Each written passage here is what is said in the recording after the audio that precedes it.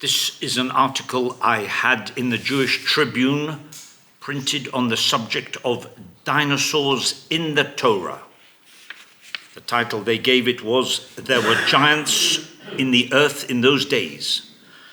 Creation scientists bring irrefutable evidence that the age of the universe is to be measured in terms of thousands of years, not the commonly believed billions.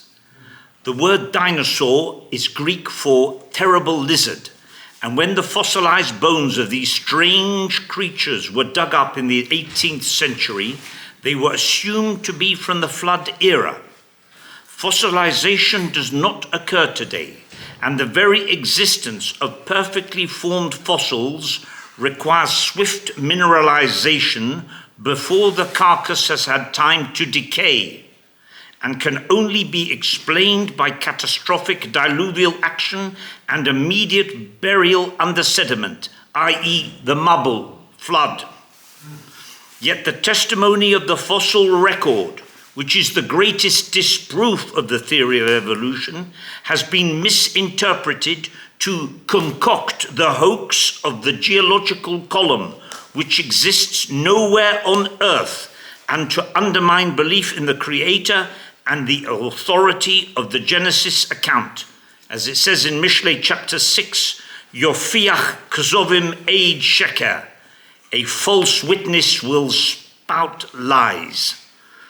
Numerous fossilized dinosaur tracks running next to and on top of 16-inch human footprints in Texas and in Turkmenia, together with the worldwide traditions, carvings, statues, and paintings of giant dragons, monstrous sea serpents, gargantuan flying reptiles, and gargoyles on land, sea, and air, tears the evolutionary timetable to shreds and indicates that some dinosaurs lived together with men within historical times, although most dinosaurs perished in the flood.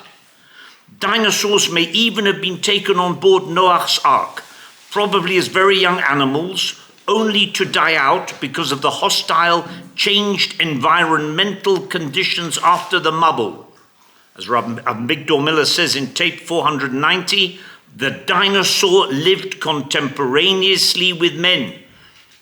Eov, that is Job, Eov himself may have seen some of these huge flood survivors.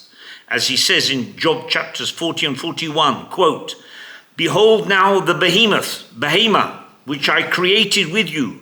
He eats grass like an ox. He moves his tail like a cedar. His bones are like bars of iron. He is the chief of the ways of Hashem.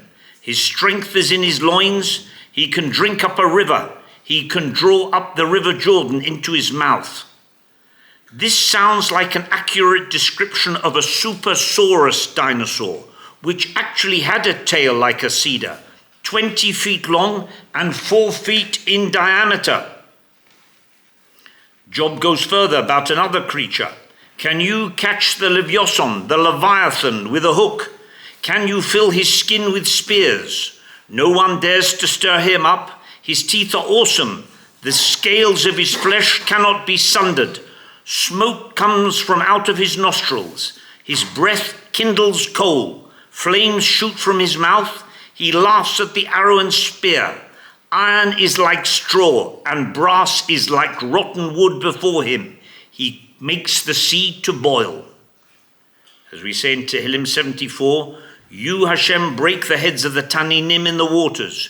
You break the head of the Leviathan in pieces, and you give it as meat to those in the Midbar." The idea of flames shooting from the Leviathan is not to be ridiculed. The worldwide traditions and ancient art of fire-breathing dragons in Viking, Saxon, Sumerian, and Babylonian records, and in the Gilgamesh epic, the Beowulf epic, St. George and the dragons of China, etc., can be explained by the large protuberance and strange internal cavities and tubing found in the heads of many large dinosaur fossils. This may have been a mixing chamber for combustible gases that would ignite on exhalation into the outside oxygen, like today's bombardier beetle, which miraculously mixes ultra-volatile quinol and hydrogen peroxide and actually sprays a jet of chemical fire and smoke at its predators. The Talmud's description of the Nochosh, the serpent in the Garden of Eden, Gan Eden, i.e. a tall, bipedal, upright walking, Hebrew-speaking, reptilian-type creature is remarkably dinosaurian. Had it not been cursed, it and its descendants would have been valuable assistants to mankind. As the Talmud says, Chaval al Shamash Gadol Sha'avad Mina Olam, Sanhedrin 59. Woe for the loss of that great potential serpent, the Nochosh. Rabbi Eli Munk posited that the Bnei Anak in the Torah were actually dinosaurian in nature. Compare the webbed hands and numerous rows of teeth ascribed to these Zamzumin. Sober historians such as Herodotus, Alexander the Great, Marco Polo, all related of their encounters with dinosaur-like beasts. Research now shows that dinosaurs were not slow, stupid and green-skinned loners as heretofore believed, but were fast-moving, intelligent and social creatures with brilliantly multicolored skins. Not even 1% of all the dinosaur species are known to us. On that subject, the coat of many colors of Yosef HaTzadik actually derived from the skin of the Nochosh in the Garden of Eden, which had numerous colors in its skin, which was then turned into cloaks for Adam by Hashem, as related in the Torah. Adam passed it into the hands later of Noach. Noach gave it to Ham, he gave it to Nimrod, ended up with the Rosha Esau, and from there it ended up as the coat of many colors of Yosef HaTzadik. Yosef HaTzadik wore the skin of the serpent from the Garden of Eden. The antediluvian world was beyond our ken. Even of the ancient humans, the Zohar relates of the tremendous size and part angelic yichus, ancestry of the antediluvians. Hadrian boasted of his victories. To humble him, Rabbi Yochanan ben Zakkai showed him the corpses of the original Amorite inhabitants of Jerusalem, each of which was 18 amos, 18 cubits long. As it says in the Torah, Banahi kachagovim be'einenu. We were like grasshoppers in their sight. Moshe Rabbeinu himself was 10 cubits tall, that is 15 feet. Moses was 15 feet tall, and the huge brothers Sichon and Og were the last and the least of the antediluvian giants. Today, limitations of blood pressure and bone strength precludes the existence of men taller than 10 feet.